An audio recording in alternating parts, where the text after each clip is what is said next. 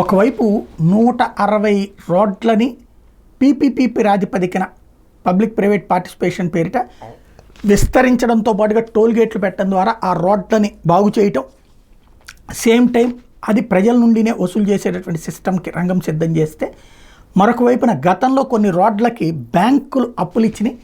అయితే ఆ అప్పులు ఇచ్చినటువంటి సందర్భంలో ఆ డబ్బులు కాంట్రాక్టర్లకి మ్యాచింగ్ గ్రాంట్ రాష్ట్ర ప్రభుత్వం ఇవ్వాల్సి ఉంటే ఇవ్వకుండా ఆగిపోయింది అప్పుడు జగన్ ప్రభుత్వం.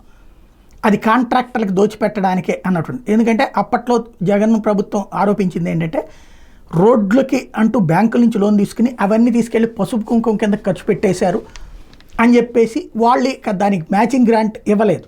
దాంతో కాంట్రాక్టులు ఎక్కడికక్కడ ఆగిపోయినాయి. అప్పటికే మొబిలైజేషన్ అడ్వాన్స్ పేరుతో ఒక 20% కమిషన్ తీసుకున్నటువంటి వాళ్ళు పనులు ప్రారంభించినాయి, అక్కడతో ఆగిపోయినాయి. 20% లోపు పనుల్ని ఆపేయాలని ప్రభుత్వం నిర్ణయించుకోవడంతో ఆగిపోయింది. అలా ఆగిపోయినటువంటి పథకాలకు సంబంధించి ఆ బ్యాంకులను డబ్బులు ఇచ్చేసినాయి, వాళ్ళు మిగతా డబ్బులు వేయడానికి రెడీ అంటున్నారు. కాబట్టి ఇప్పుడు ఆ అప్పులు తీసుకుని కొన్ని రోడ్లు వేయడానికి సిద్ధపడుతున్నారు. మేబీ అవి కూడా పీపీపీ కిందకి వేస్తారేమో తెలియదు.